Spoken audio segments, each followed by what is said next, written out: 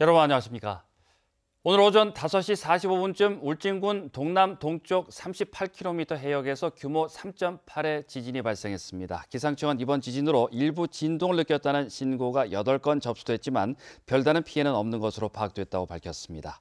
또 진앙지로부터 50km 떨어진 울진 한울원전은 지진 경보 기준에 크게 못 미치는 지진 계측 값이 측정됐을 뿐 원전 안전에는 이상이 없다고 밝혔습니다. 한편 올 들어 지난 19일 강원도 동해시 54km 해역에서 규모 4.3, 지난 2월 10일에는 포항 58km 해역에서 규모 4.0의 지진이 발생하는 등 동해 해역에서 잇따라 지진이 나고 있습니다.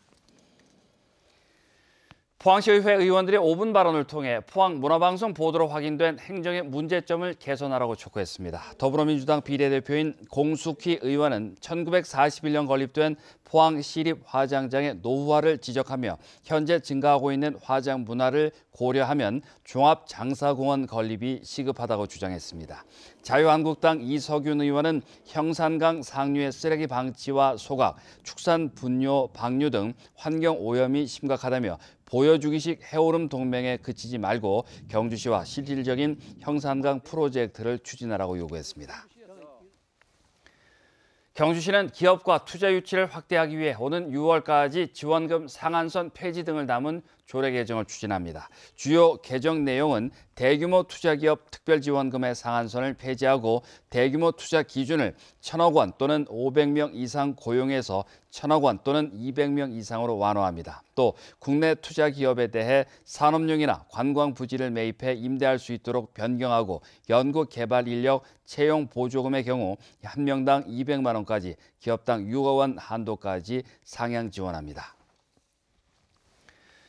탈원전 반대와 신한울원전 3, 4호기 건설 재개를 요구하는 국민 33만 명의 서명부 청원이 지난 1월 청와대에 전달됐지만 석 달이 지난 지금까지 공식적인 답변이 나오지 않고 있습니다.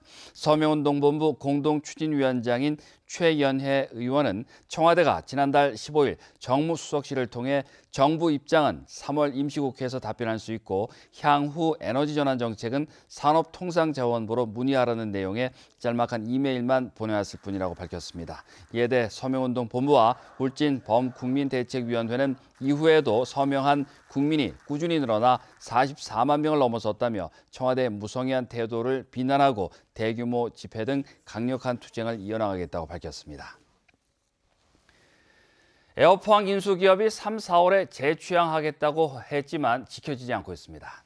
에어포항을 인수한 베스트 에어라인 강신빈 부사장은 지난해 12월 기자회견을 열어 항공기 계약이 성사 단계이고 자금 계획에도 문제가 없다며 보잉사의 기종 6대를 순차적으로 들여오겠다고 밝혔습니다. 하지만 임금 체불로 직원 대다수가 사직한 데다 신규 항공기도 도입되지 않고 있어 포항시는 정상화가 사실상 불가능한 것으로 판단하고 새로운 지역 항공사 설립을 고심하고 있습니다. 이상으로 MBC 뉴스를 마칩니다. 고맙습니다.